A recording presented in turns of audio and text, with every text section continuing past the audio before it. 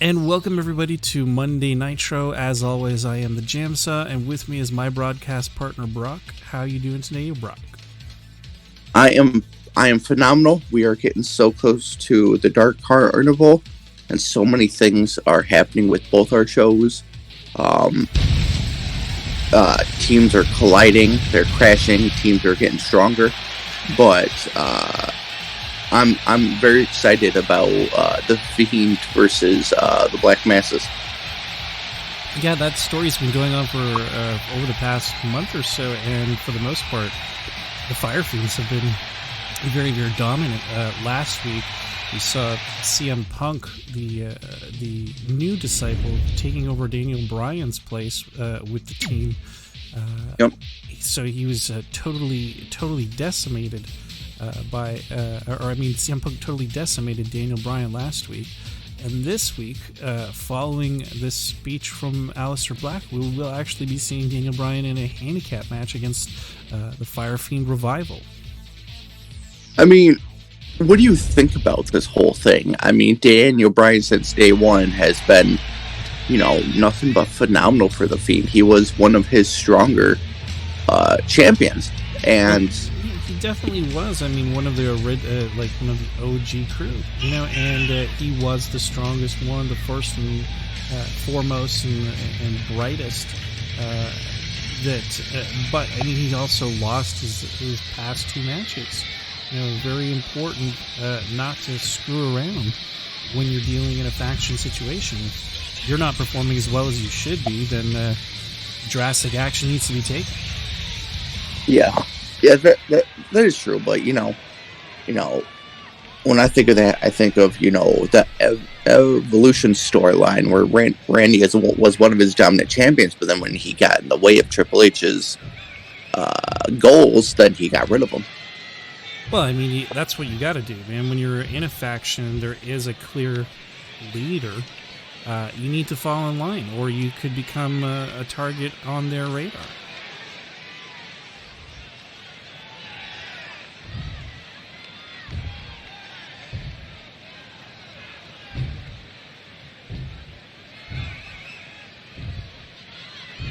Ooh.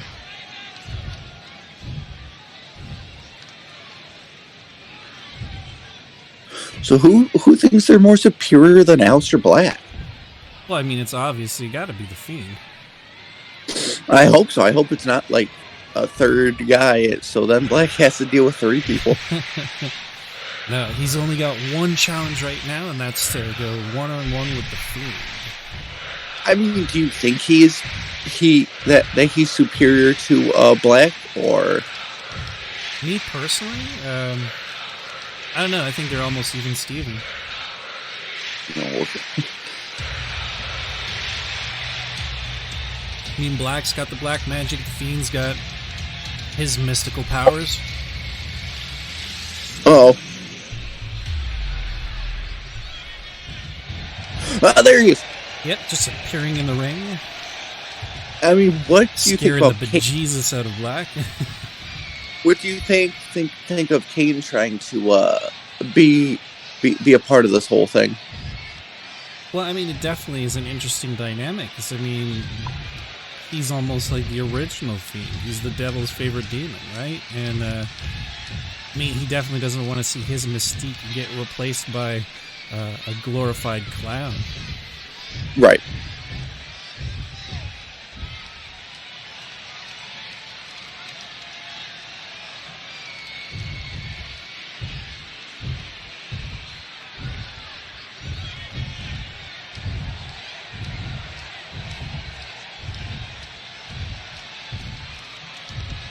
Well, I mean, I think they've had a problem going on for the past couple of months or so. Yeah, I mean, do you think this would have been a thing if Black never used his magic on the Fiend to put him right under his control? I think probably not, but I mean, we'll never really know. What's done is done.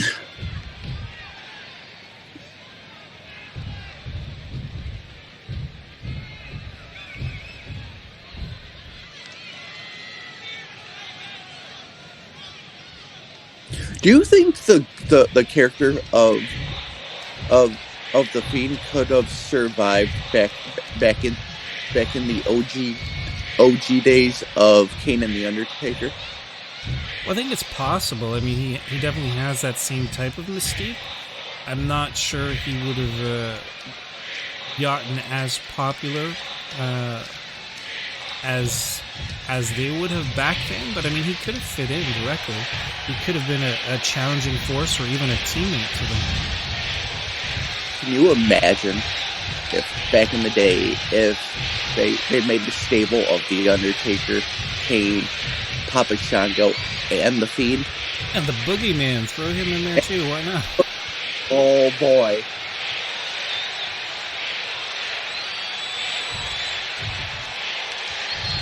The fact of the matter is that there have been monsters in wrestling for quite some time, and it's nice to see them come to prominence and still achieve a certain level of dominance as well.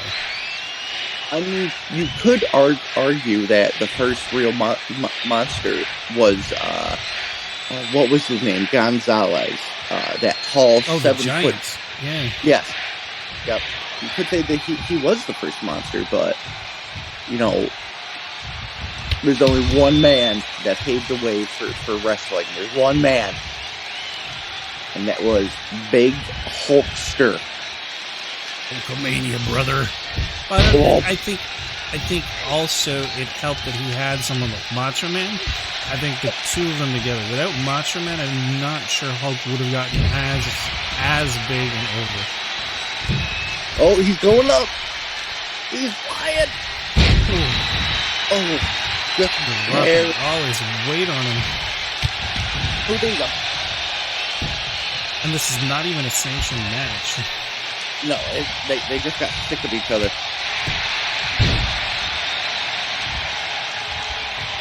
Pick him up. Oh! So while this unsanctioned match is going on, would you please care to explain to the Monday fans the tragedy and the loss that happened on Friday night? Yes, this past Monday night, the world lost a fantastic actor, and for those of us that are big fans of Marvel, we've known best as Black Panther. Chadwick Boseman passed away of cancer. Very sorry to hear that, and we send a lot of positive vibes to the family and friends of such a fantastic man. Didn't even know he was sick. Nope. And just a real tragedy to have someone leave so young. Yes, you know, we all are, like me and JamSaw, we are fans of comics, of superheroes, and we know that a lot of the fans of us are as well. So, you know, we just want to say that, you know, rest in peace to one of the bigger superheroes. He took on that role and he made it what it is, and you know, we just hope that everything is good with his family and everything. Indeed. Oh, Daniel Bryan. Yeah, and as we can see, poor Daniel Bryan on his tour of humiliation will now be in a handicap match, and it's a handicap tornado match. So both Scott Dawson and Dash Wilder will be able to be in the ring at the same time.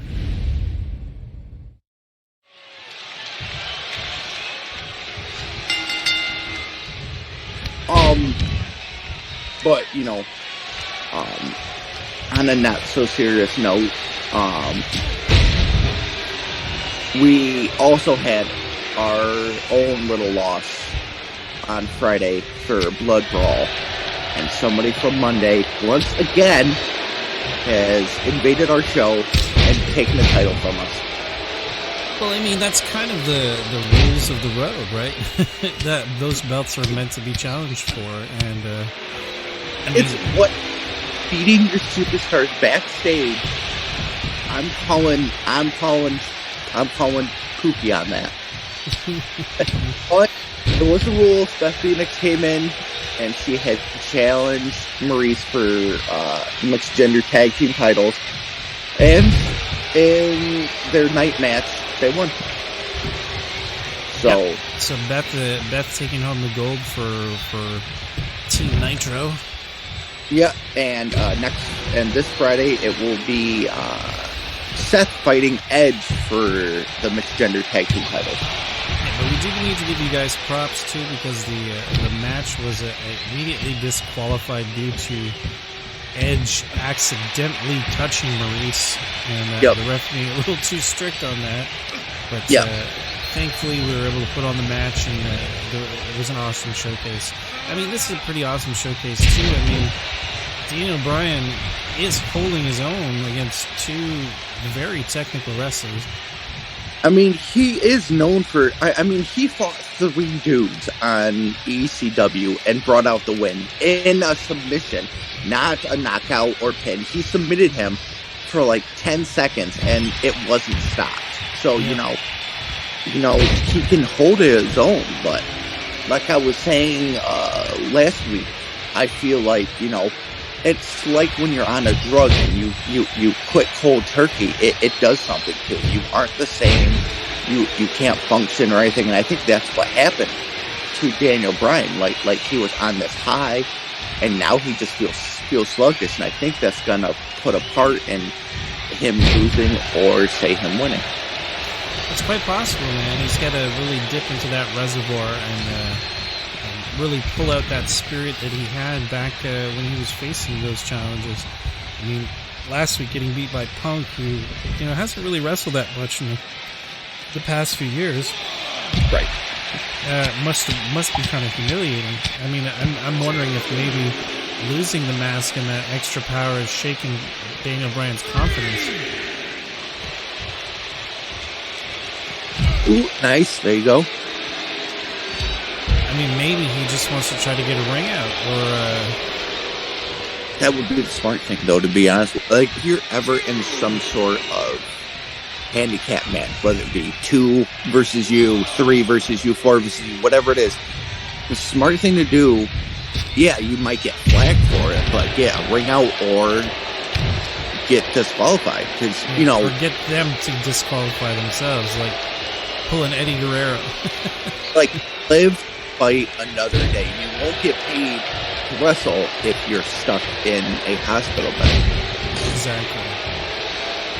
And Bryan looking like maybe that's his destination this evening, not being able to get a move in edgewise. Yeah. The Revival doing some weird hokey-pokey victory dance. So, and if you're Daniel Bryan and you don't go that route and you want to win this, what do you do against the FireFiends? Well, I mean, maybe try to utilize stuff to your advantage that won't get you disqualified, like taking them outside, pitching them into the steps, maybe pulling off all the stuff of the announce tables, getting somebody up on one of those, and then doing an elbow drop or a headbutt from the top rope through the table. Okay. And especially if you can at least get one out of admission, get one so tired that they're outside the ring, and you only have to focus on one opponent, that would also be a really good strategy. Going for that submission that's made many a wrestler tap, but Scott Dawson able to break it up. But see, that is what sucks, is you got to get them right to the point where they do exhaust themselves. And you're going to two very strong guys, and you can't. So you got to work double duty, double strength, double speed to get one person to the point of their exhaustion where they need to take a break from you. And that is harder said than done. No, exactly. It's definitely a big challenge for them to be facing. But I think it's also a challenge that Daniel Bryan can raise to it. I mean, as you were saying before, he was able to take on 3 opponents. Granted, it wasn't in a tornado tag situation, but he was still able to beat 3 people in the same night. All he really needs to do is get one of them out, like not even knocked out, but just, never mind, it's not going to happen. Yeah, coming. I guess it was just too much. Like the fact that they were both in the ring at the same time, Daniel Bryan really had no option but to surrender. I mean, we weren't shocked with this. Like, yeah, the Cinderella story would be him to completely take out the FireFiend. But, you know, the Cinderella story is always just a dream. And reality struck us very hard, slapped us in the face and left. And the Revival left for the win. I mean, very unfortunate story for Daniel Bryan, but, you know, maybe this defeat will be exactly what he needs to get him back on the right track. It has his mind back in the right mindset to be able to race to that challenge. But also, this looks very well for them to go back home to the Fiend, and him seeing them demolish one of his top superstars is just going to make him so happy. Definitely. No doubts here that they will definitely make the Fiend proud. Up next, we have our own mixed tag team match. We're going to see the couple versus couple, Johnny Gargano and his wife Candice Leray versus Beth Phoenix and Edge. The newly crowned mixed gender tag team champions. Indeed. Now, this is not a title match because the titles are supposed to be defended cross-brand, but it is definitely an interesting pairing. This was booked before we knew that Beth was going to win that title. So does the fact that they won like a title like that, does that help boost them, or do you think Edge and Beth are at a point in their career like they are legends? They've done it all. Do you think that they're already within the mindset that they don't need that title boost to secure that win in their mind? Well, I know that they realize that they don't need it, but I mean, the whole reason that they're still in the business is for that gold, right? Everybody wants to be the champion. And I think also just the caliber of these two wrestlers will just add to the prestige of the title. I mean, but also, if you follow Friday night, you'll know that The Miz beat Johnny, which meant he beat both of them, but Beth beat Maurice. So, in this match right now, Johnny and Leray lost to get the mixed gender tag, but Beth and Edge won it. So, it's sort of like a winner versus loser type of match here.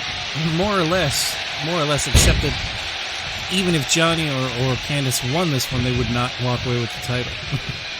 Right. But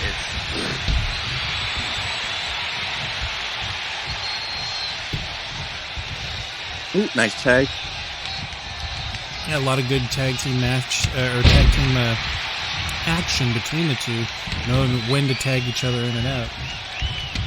It seems like Johnny and Leray really aren't the bigger of the teams here. You can see that Beth has a very amazing stature compared to Candice, and Johnny's not the biggest between him and Edge, so they're gonna need to use their speed against them. Well, definitely. I mean, that's how you take down Goliath, right? You need to get your sling and stone. All right, Edge. Woo! Nice lifting him up, tossing him on those ropes. I thought I was going for snake eyes. Ooh, nice chops, knocking him down.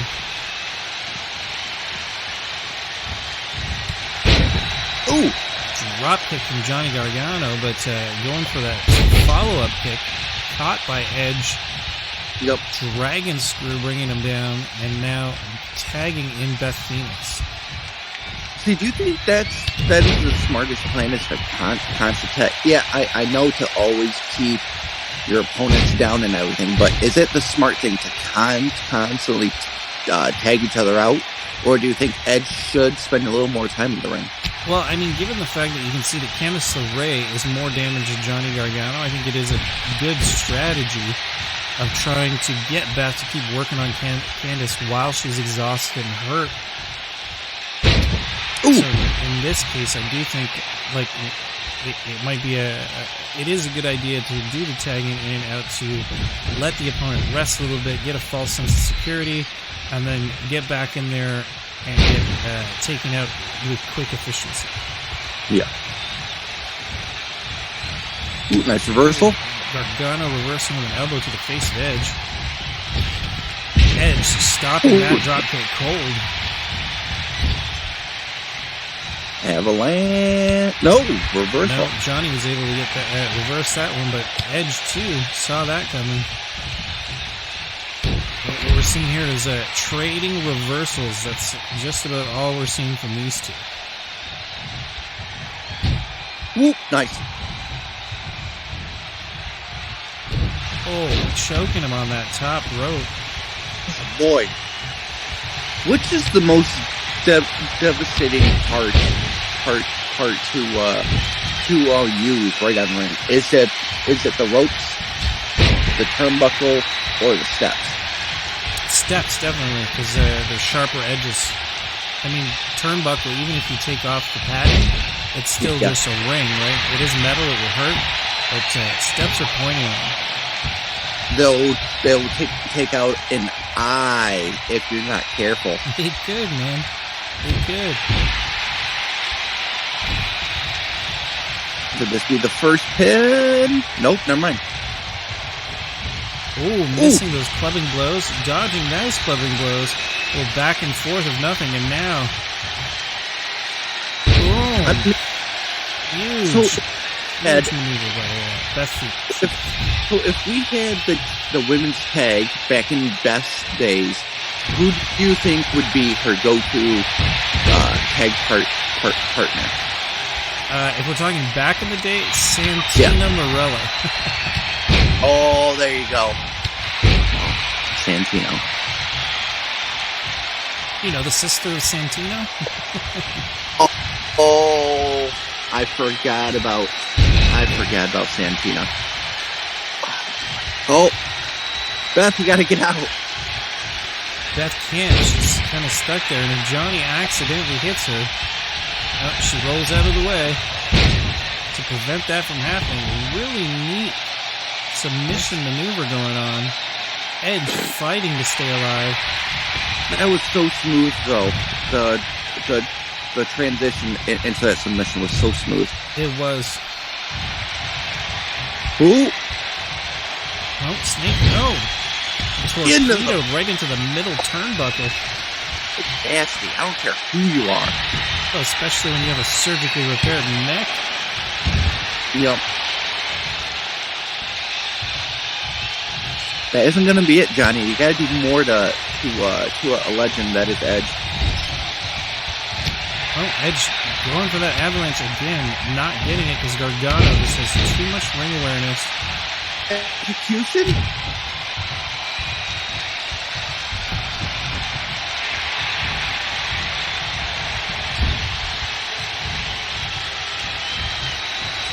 Oh, what's he going? Go. Oh, nice.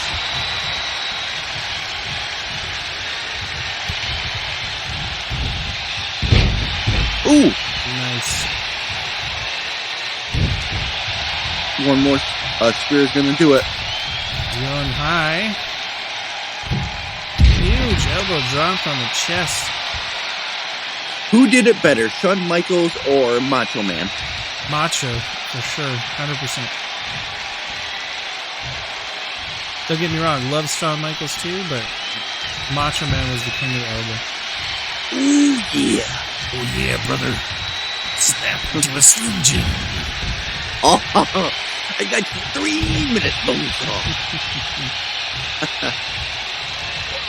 Oh boy. Uh-oh. Could it be it? Boom! Oh, reversal by Johnny Gargano. Oh. Converting that to a DDT. Oh boy. Oh no. Edge looked worse for the wear.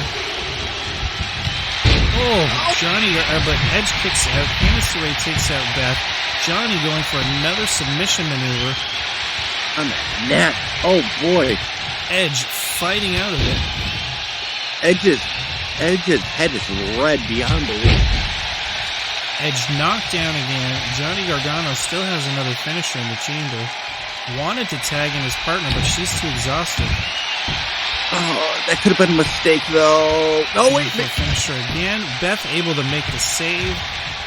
Yep, distracting the... Smartly getting in the way of the ref rather than actually trying to touch Johnny and getting disqualified. There you go. Now, Leray in worse shape than Edge, but Beth Phoenix at a disadvantage right now. It seems like whoever attacks the redder opponent is going to win. Like, if Beth can pin Candice, that'll be it. But if Candice can tag in Johnny, then Johnny might actually take it home. Exactly. And I mean, Johnny can see, even if Beth tries to pin Candice right now, Johnny can still get in there and break up the pin. Right, but Edge is on the edge of tapping. He's looking pretty worse for the wear, though. A little tired. Mm-hmm.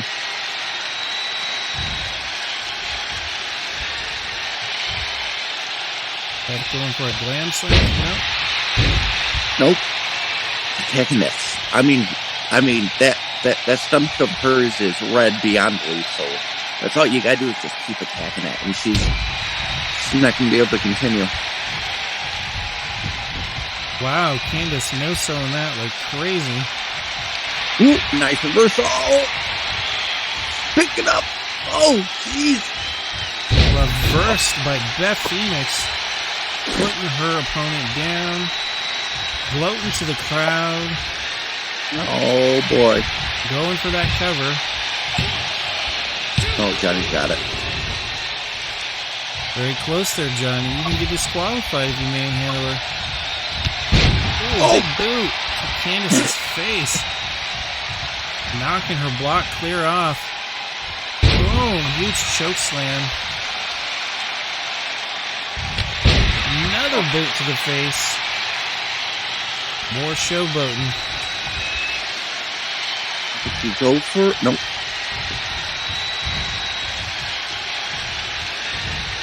Candice fighting her way out. You gotta tag Johnny. That would be the smart move. Fireman Carey getting out of that. Candice able to fight back though. Wait. Sunset flip powerbomb if I'm not mistaken, but not enough to take out the Glamazon. No, not enough.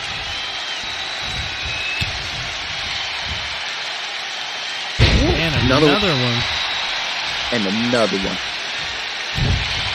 Do. And another one bites the dust. Uh-oh! Oh! Clubbing blows to the face and chest of Candice LeRae. Amazon not willing to lose any more sleep on this one, but Candice amazingly fighting her way out of it. Puts Beth in the corner. Should go for the tag, but doesn't. Instead going for an avalanche. Uh-oh. Avalanche DDT. Nope. Swinging neck breaker. Beth's still able to kick out. She is one fierce warrior. That is not enough for Beth. Come on. Oh, jumping that kick. Giving it a finger, no, not today. Oh! But not able to avoid that drop kick to the face. Ooh. Dropping an elbow right on the chest of Beth Phoenix. Candice now calling out to the crowd to give her a little bit of energy. It's at this point right in the match where you really shouldn't pander right to the crowd. You gotta focus. Like, you're you're on the verge of losing it for your team. Like, you can't be that person.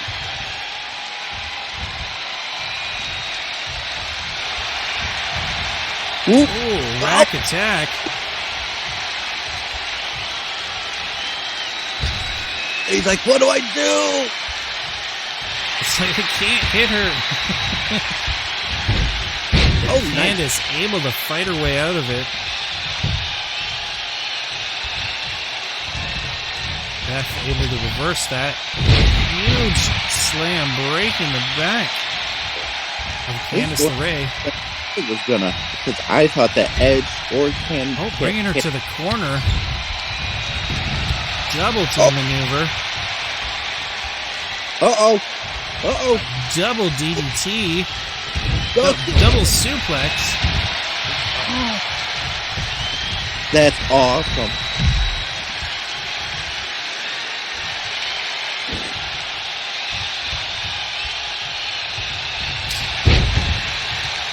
Calling for this finisher on John. Nope.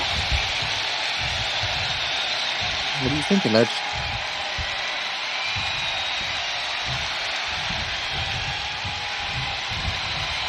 There you go, calling for the spear. No, instead turns around and does something different. Ooh. Oh, clubbing Johnny, getting him outside the ring. Gargano no longer knows where he is. Able to fight back, taking it right to the Rated R Superstar. Got to put him back in the ring. Ooh, nice cutter.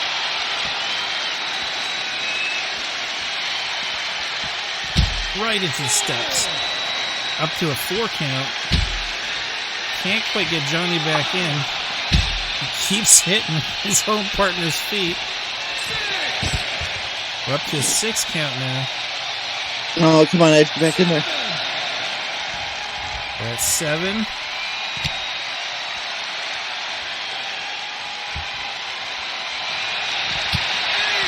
And Johnny smartly running back into the ring.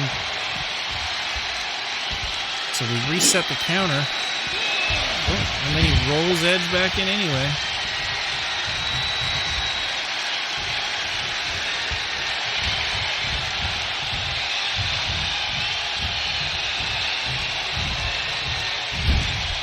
Ooh, nice. Oh. Another double team, but this time on Team Rated R.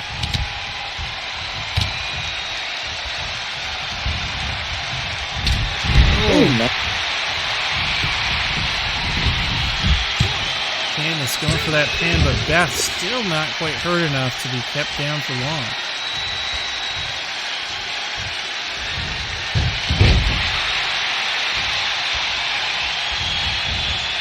Another great dodge by Beth, taking down Candice LeRae. Grabbing her by the hair, putting her in a guillotine.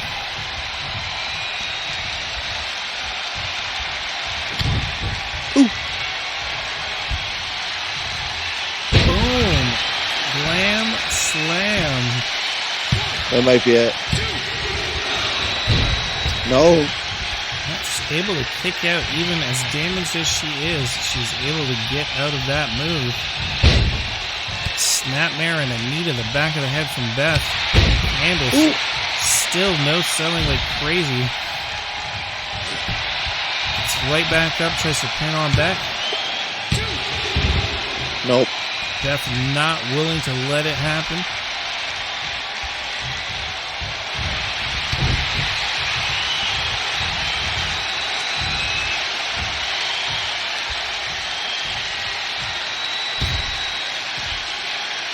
And again, that rack attack putting serious damage on the back, but Candice just does not know when to tap.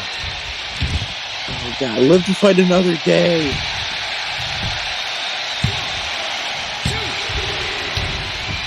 Oh, Johnny, be careful there, man. Laying on hands. That's bullshit. Yep. Johnny knows. Oh, no. Johnny with the finisher. Edge has one as well. Gotta be careful that spear can come out of nowhere. Oh, dropping the leg on the back of the neck. putting Edge through the paces.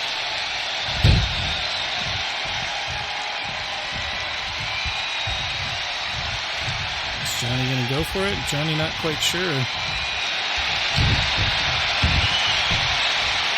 Yeah, going for that submission maneuver, but too close to the ropes. Edge able to get the rope break. Yep. Takes him down with a lariat. Ooh. Oh, wow. Stepping on his face like a mat. Going for a choke of his own. Candice going to interfere.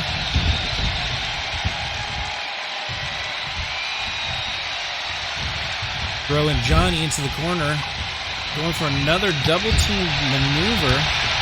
What are they going to do with this to pull up the win between Johnny and Candice? Oh, here we go. A double spear. Ow. And with that, I think we have the match. The perfect finish to a 5-star match. That was a perfect finish.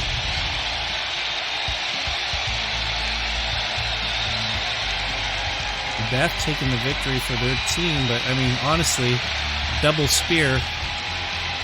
How could it have ended any better than that for this team? I mean, in my opinion, Beth didn't win. We won.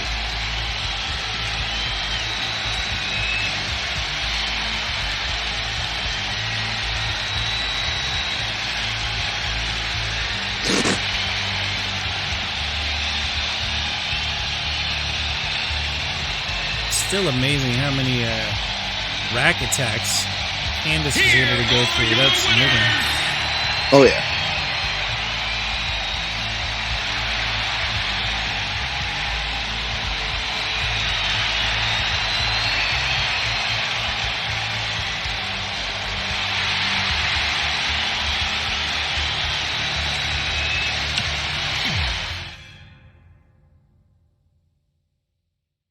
And up next we have the rematch. Oh no, actually it's not yet. This is the #1 contenders match for the World Championship match. The former champion Randy Orton having lost to Chris Jericho a couple of weeks ago. So the winner of this match will face Chris Jericho at the Dark Carnival.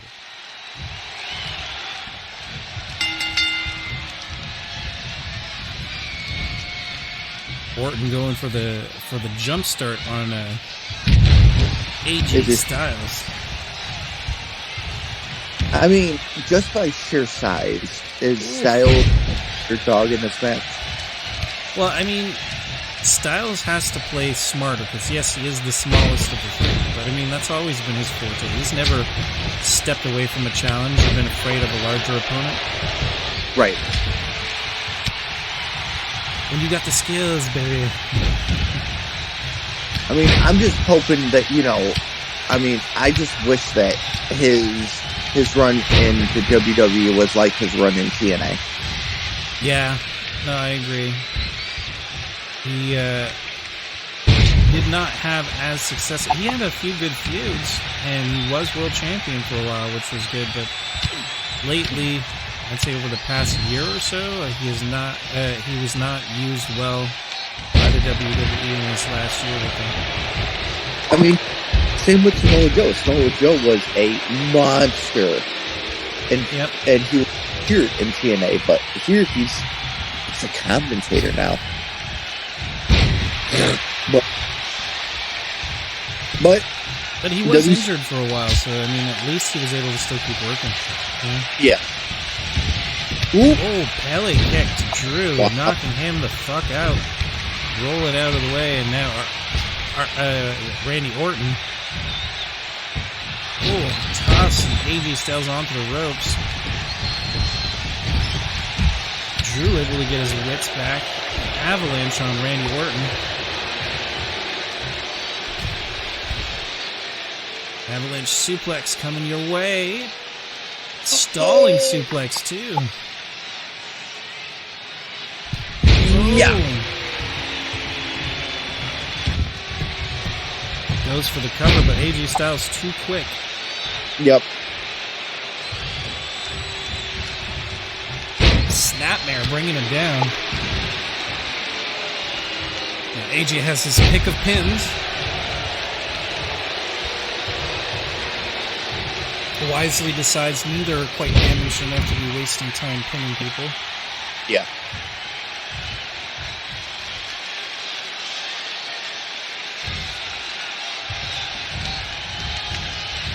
AJ Styles is more the epitome of smart wrestling.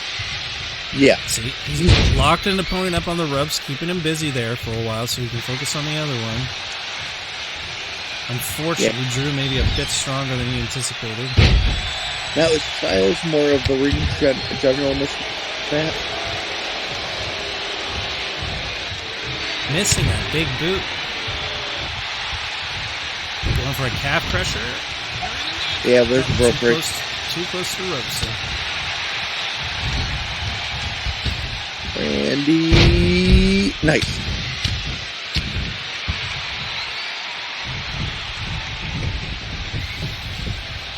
Oh, Drew bending a little bit awkwardly. Oh no! Randy Orton does not get the cover. I mean, who would you love to see go up against the world champion? Well, I mean, I'd like to see someone that I haven't seen fight him before, so Randy Orton's definitely out. So it would either be Drew or AJ. Oh. Randy Orton doing like a reverse lion tamer, almost like he's taunting Chris Jericho. He wants the title back. I'm sure he does, and I mean, like, that's what he's fighting for tonight. This is his opportunity to try to get his title back at the next pay-per-view. Yeah. And Spike DDT on AJ Styles. Drew, seeing Randy not paying attention, capitalizing on that. Dragging AJ Styles to the center of the ring, going for that pin. Nope. Smart move, but AJ just not quite damaged enough yet. Ooh, clothesline bringing AJ back down. Trying for the neckbreaker on Randy Orton, and he's like, no. I'm the only one who gets stuff out of nowhere, buddy. oh yeah. Going for an avalanche of his own. Randy Orton has a finisher. Could be an avalanche RKO.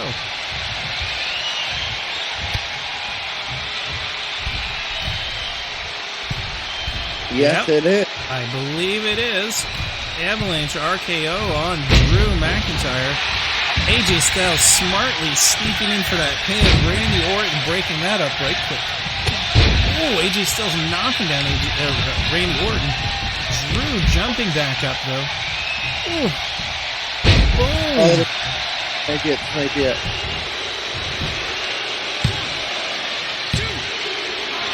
Oh, and AJ able to kick out of that one. Luckily.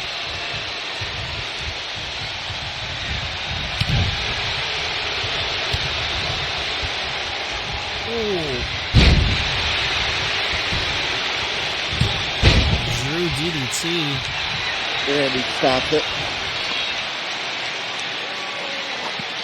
Fortunate for Styles that Randy Orton was able to intervene. Ooh, missed the European uppercut.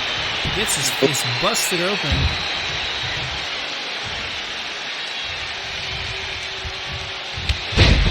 Huge boot. Knocking Randy Orton down. Gut wrench suplexes.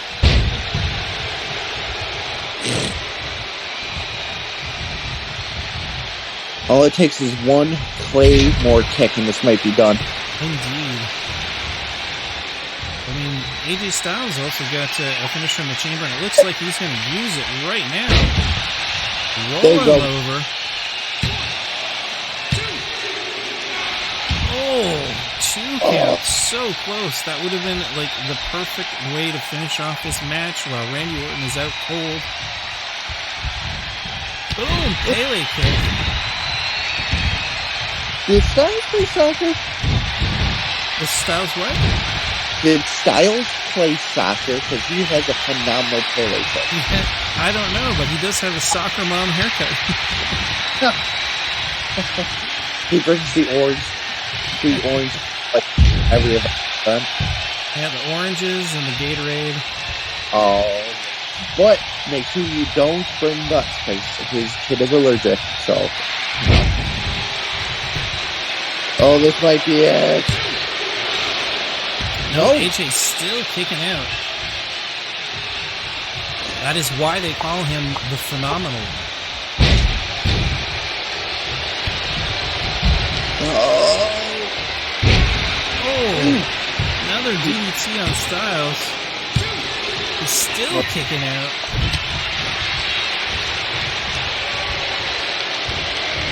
Randy going for a suplex of his own. Boom, almost dropping him right on Styles. What was he thinking? Dropping the hammer knee right on the face of Drew McIntyre. Looks like Randy might be almost ready for a finisher. Another one or two knee drops like that, and he'll be ready.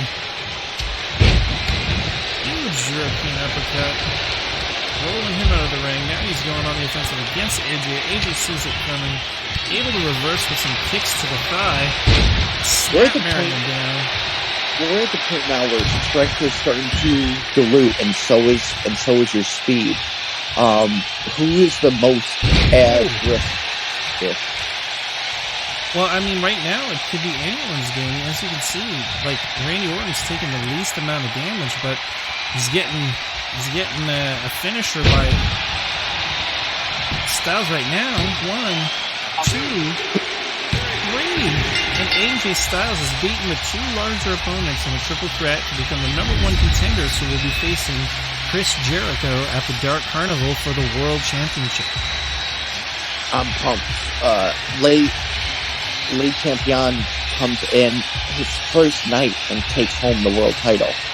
It's not the name, it's the person. Chris Jericho is he's one of the greats. I don't care who you are, whether you're an old school fan, a new school fan, you know the name Chris Jericho. And Styles, I feel like he somehow might have a chance against Chris Jericho. Well, I never say never when it comes to professional wrestling. I mean, he has it in him to beat anyone. He's gone down the same route that Jericho has gone down. He's fought in New Japan. He's fought a lot of the same people that Jericho fought in AEW. So he is definitely someone I think who is on par with the skill level of Chris Jericho. Yeah.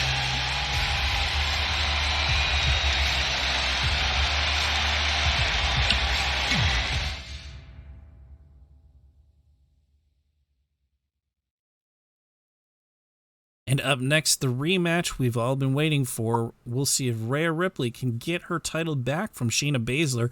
Shayna Baszler having not really lost a match while she was NXT Women's Champion, now has the actual women's title. Will she be able to hold it with as dominant a reign as she has the NXT title? Well, we'll have to wait and see tonight. I've said it before, and I'll say it again. I never knew the person who was Rhea Ripley, but Nitro has done such a great job these past months of boosting her up, and she is a dominant force. And I would say, if it wasn't for her name, I feel like Rhea would be better than Charlotte Flair. Well, I mean, I personally, I totally agree with you. I think if Charlotte Flair was not in the picture, that she could be the biggest women's superstar that they have out there right now. But I mean, I gotta say too, and I keep saying it, I'm gonna keep saying it until people start seeing it all across the world. I really see Shayna Baszler as the women's division's Randy Orton. She's the same type of star that can just come in and take everybody out and walk home with the gold and not really give a fuck about it. She's I think one of the best superstars that was not utilized properly by the WWE. Right. And hopefully here on Monday we can right the wrong. Exactly. Well, we already had one with how long she was able to hold that NXT Women's Championship. And, I mean, always fighting at a detriment, Shayna Baszler. So, you know, just the fact that she's always given it 120%. And it shows. Yeah. Ooh. It's a spear out of nowhere. That's one thing, man. You never know with Shayna Baszler when a flurry of attacks or a big, strong blast will be coming, popping out of that frame.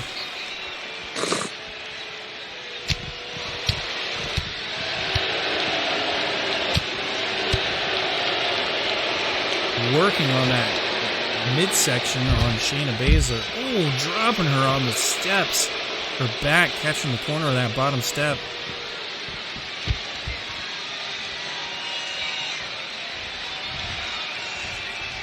Shayna going back into the ring, even though it's not a, it is a, oh, no, there is a count. I was wondering what was going on with that. Ref counting. He's up to 3. Oh, yeah, it's a last man standing match. I totally forgot. Oh. Got up to 6. Rhea Ripley able to get back up.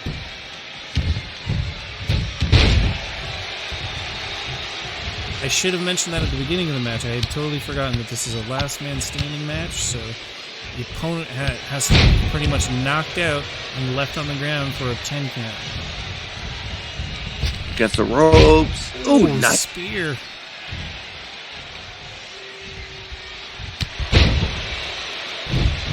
Get some nice kicks from Shayna. You're going to let the guy start counting up to 3. 4, 5, 6. Wow, 7. Things not looking good for Rhea. 8. Nope. Able to get up at the count of 8. Boom, out of nowhere, RKO on the superstar that I call the women's division's Randy Orton. No. Oh, working that arm and lower back. Rhea Ripley trying to dismantle Shayna. So since we're like 2 weeks out, let's discuss a little bit. What was the mindset between Monday's thought process of the Dark Carnival? Well, it was less WCW's decision than it was Bray Wyatt's. Bray Wyatt kind of came in and took over creative for this special event, and The Rock loved what he heard, so he just let it slide, and we'll see what's going to happen. I mean, what are you expecting? I'm expecting chaos. That's what I'm expecting. I'm expecting to see the FireFiends dominate in all of their endeavors. I expect to see the Fiend destroy Kane. I expect to see MJF defeat MVP. Although that's probably not going to happen. To be honest with you, I would love for that to happen, but I think MVP's going to get it. What do you think about the return and the dominance that is Paul London and Brian Kendrick? I think they're definitely probably ECW's top team right now, and I would love to see them go home with the gold. Yeah, it has been approved that Lundrick will be facing the Better Than Utopians for their world title, for their world tag team titles. Nice. Another 8 count, and Rhea is still able to get up. Oh, drop kick from Shayna that kind of shifted her in between 2-dimensional spaces.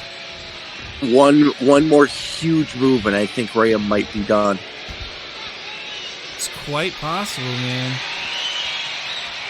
Neck breaker on the outside, that might be enough, but nope, Shayna not allowing that to happen. Ooh, nice, throwing her into the barricade. Some huge punches on Shayna. Working that arm again.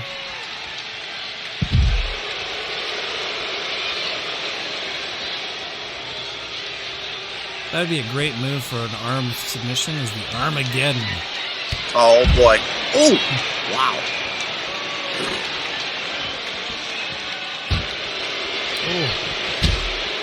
Oh, twice. 3 times the table.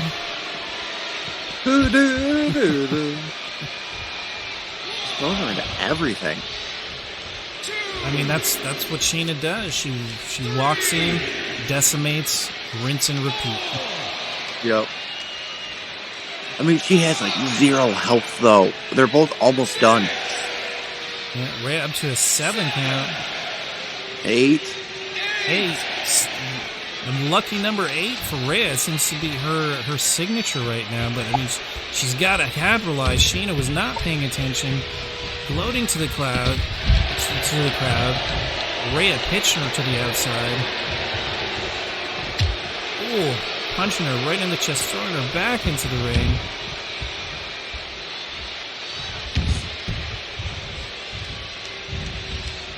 And you're gonna throw her back outside the ring. See, I love these Rhea's yo-yo mind games. I matches too because it's constant outside. Stay in the ring. Throwing you back out. Just throw you back in. Just throw you back out. Oh, nice maneuver going for the finish. Riptide to the face.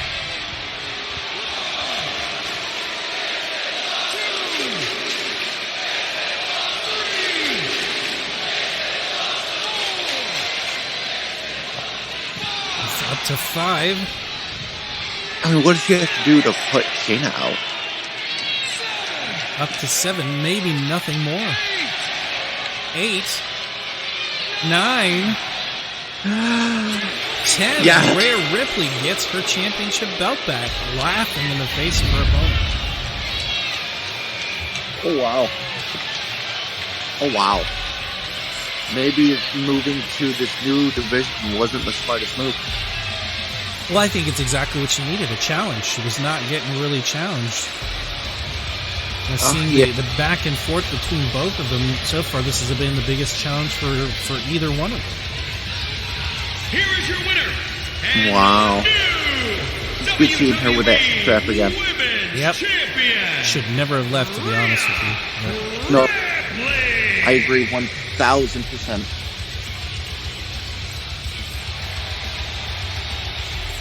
Welcome home. Welcome home, Gold.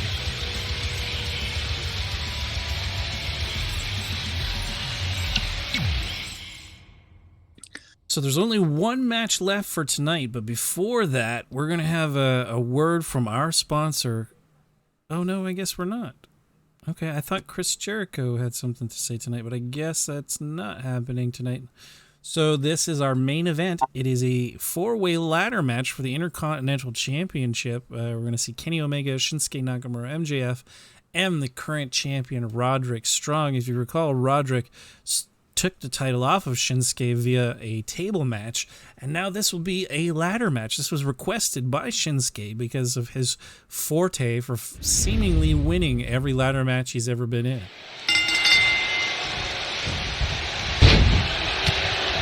I mean, do you think that helped him out here tonight? Well, I don't know if it's going to help him or not, because he's also facing against two key superstars that he doesn't have a lot of experience with. I mean, he did face MJF before, but he's never faced Kenny Omega. Right. And poor Rodrick hasn't faced either one of them. Oh boy. Oh, that's not true. He did face Kenny Omega. That's one of the reasons why this match is interesting. Is each of the opponents have faced one of the other team side, kind of. Yeah. I mean, I feel like between these four, MJF is the cockier one. Well, MJF definitely the cockier one. Kenny Omega was able to back it up and beat Rodrick, but MJF was not able to beat Shinsuke Nakamura. Nope. Ooh, slapping him down. Like I said, I can't wait for the better than Utopian to face the better than you MJF. That's going to be fun. Indeed. I think seeing those two together is going to be a fantastic showcase of talent. Oh, nice drop in the neck on poor Rodrick. Kenny Omega going for the quick climb, but MJF also not letting it stand. Going to try to sneak in a win himself. Shinsuke still pissed off at MJF for their last match together. Takes him out. Rodrick going after Kenny. So right now, former rivals are more or less fighting each other. Yeah. Shinsuke seeing his opportunity, saying, screw it, I'm going for the belt. Oh! And pays for it with a huge drop to the back.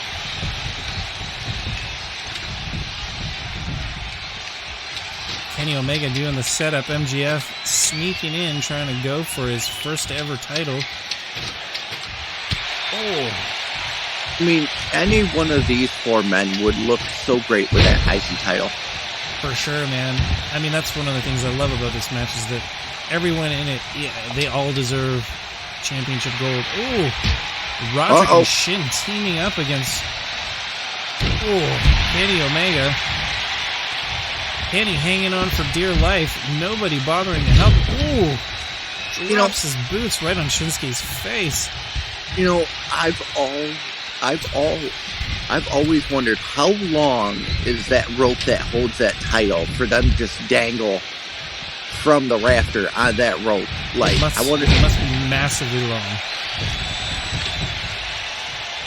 I'm surprised it doesn't sway more, where they would like swing back and forth across the ring. Oh, come on. They got one. You at least got one. Get two. Rodrick not wanting Shinsuke to get back that title that he busted his ass to get in his grasps. But now Roderick's out of the picture. Shinsuke going to be facing MJF up at the top. Kenny Omega working on Shinsuke, getting another notch off. Shinsuke. Who is the bigger threat for the IC champion right now? Well, I think probably Shinsuke, just because like this is his match, this is his forte. Okay. I mean, so far we can see that MJF has not been able to loosen even one notch. Oh, a rookie move. Big powerbomb from Kenny Omega. Wow. Omega going up now. Reaching for that belt. Rodrick just staring like a fool. Omega not quite sure how to undo this thing. I'm thinking he thinks all he has to do is hold on to it. This is Omega's first time in a ladder match, I think. Oh no! at least in this promotion.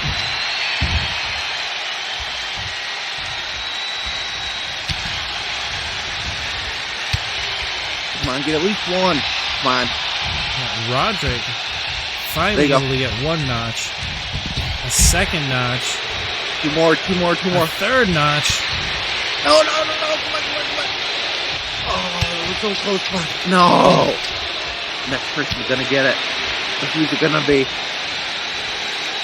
And MJF deciding to work on Kenny instead of Rodrick, giving Rodrick the opportunity to reach for it one more time. Oh no! Boom! I'm not Shinsuke seeing an opportunity, sneaking back in. as the IC champion. So at this point in the match, who do you think's gonna win? Oh! Classic Shinsuke. Oh no! MJF denying Shinsuke. Kenny Omega also working on Shinsuke. Rodrick working on MJF. We're down to the wire. Shinsuke going for it again. He knows what's what. Oh, misses that notch. Oh my god. It's pulled down by Kenny Omega. Kenny working on Rodrick. Oh, Rodrick reversing. Right there. Saying, screw that. stay down. Oh, knocks the ladder out of the way. That'll cost some seconds. Come on. And see off to the bottom corner, Shinsuke Nakamura starting to awaken. Rodrick Strong a little bit banged up. Can't remember how to climb a ladder. I think Strong's got this. Reaching for it. And no one has time to stop him. Rodrick retains the Intercontinental Championship in a ladder match against the Lord of the Ladder himself, Shinsuke Nakamura. Wow. Awesome. And that'll be about it for this Monday's Nitro. Rodrick Strong retaining, Rhea Ripley regaining. What a show we had for you tonight. Probably in the top 5 of the year so far. I want to thank you guys for tuning in and watching this again. As always, I am the JamSaw, my broadcast partner, Redhead. Thank you for watching and have a wonderful evening. Peace out. Peace.